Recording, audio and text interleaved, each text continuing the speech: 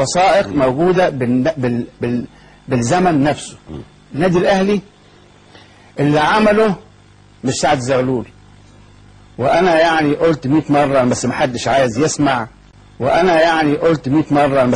عايز يسمع، سعد زغلول دخل النادي الأهلي سنة 24، إنما لم يكن رئيسا للنادي الأهلي، لأن لما قرر مجلس الإدارة إن سعد زغلول يبقى رئيس المجلس أو رئيس الجمعية العمومية ما كانوش يعرفوا اسمه. الكلام ده كان سنة 1908 بصفته وزير المعارف. نعم.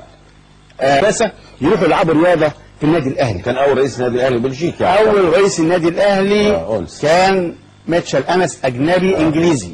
إنجليزي ولا بلجيكي؟ إنجليزي. وكان في وزارة المالية.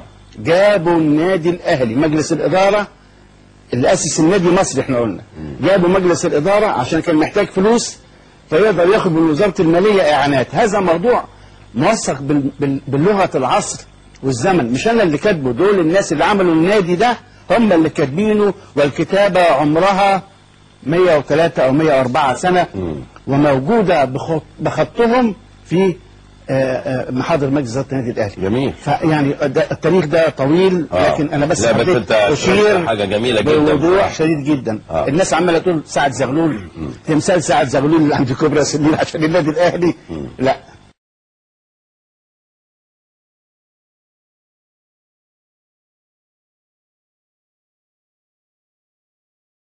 وأنا يعني قلت 100 مرة بس محدش عايز يسمع.